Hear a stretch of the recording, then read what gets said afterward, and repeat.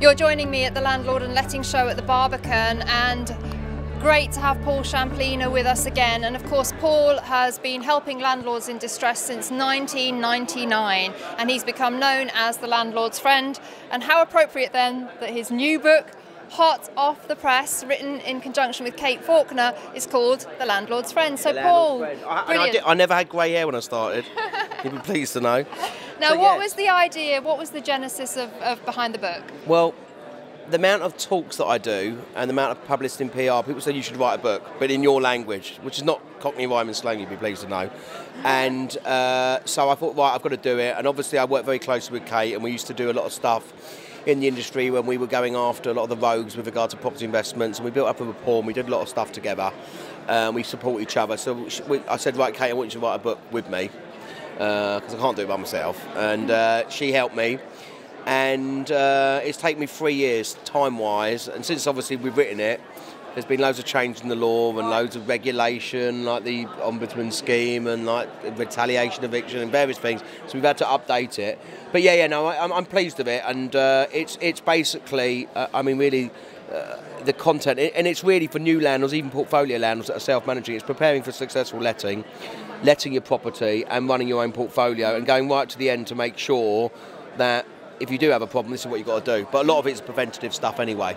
Brilliant, and I think the timing is great because there's so much debate about landlords, and that we need more education and more awareness of the different legislation and stuff. And this is just a really simple and easy way for landlords to learn, along with other resources like Property Tribes, of course. Exactly. I mean, and you know what? I did a panel debate this morning with Kate and the CEO of Easy Property, Rob Ellis. The thing that we've got, especially like the landlord licensing coming in, and people are unsure about if a Labour government get in, what would happen if there's going to be rent caps and slash of admin fees and various different things. There's so much stuff happening, and there's so much worry to landlords. Some landlords bury their head in the sands, but you get some landlords that actually pitch up to shows like this. And right. I think if I look at the stats, 78% of landlords out there only have one property anyway. Mm-hmm. So there's a lot of small landlords here. So they have to educate, they have to see what's going on. I mean, we get 10 landlords a day on our advice line that call up that need to help deal with their problem tenant that have never even heard of the deposit scheme. I know, that is just to protect the deposit scary. Scheme. And that only came out in 2007. You know, so and we're having to educate, we're having to hold their hand. So being called the landlord's friend was quite apt, and it's, you know, for a tenner, it's a no-brainer really, isn't it? Absolutely. Now, you've been very, very busy because you're working on different policy-making committees, you're doing your TV. Yeah, I've been really busy. So I sit on the Advisory Council of the Property Redress Scheme, which has started off, and that started on the 1st of October. About time too. I think when we get, as an industry, when we get letting agents that have client protection money insurance in place, then we know we've cracked it. We're getting there slowly but surely, but at least there's a redress scheme. And then I've got a meeting next week actually with DCLG with regard to, I'm in the speeding up eviction work group of the private rental sector. So we've been quite outspoken on our views with regard to helping landlords.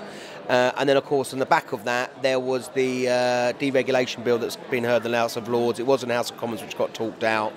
I gave evidence at the House of Commons really against the law on retaliation eviction, which is basically now where we're at with the House of Commons, is that, and they're still debating, it's still quite a bit where to go, and I may even get called up, maybe or experts might have to get up with more committee information.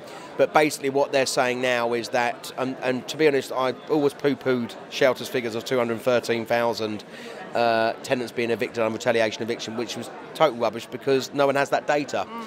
Up until 18 months ago, I'd never even heard the word of retaliation eviction, and I've only been dealing with problem tenants for 26 years, from when I worked as a spotty teenager in a law firm in Brighton when I was 17. So I think there's been a lot of scaremongering, it fills a lot of papers up, and we did a survey at Landlord Action. Only 2% of landlords that served a Section 21 notice had done it because the tenants had asked for disrepair. What they did, they tried to work out their figures with regard to the PRS and came up with 213,000. So basically what happens now is that initially Shelter wanted it to be retrospect, which was basically if a Section 21 notice was served, you can still ask and still report about disrepair, which would really mean a nightmare, and that holds everything up for 6 months, so you can't enforce it. Now it's you write to the landlord. Landlord's got to acknowledge within 14 days. We're trying to get that put to 28 days where they accept the problem. They don't have to fix the problem, but basically what actually happens is that if they don't do anything or acknowledge, then the council goes.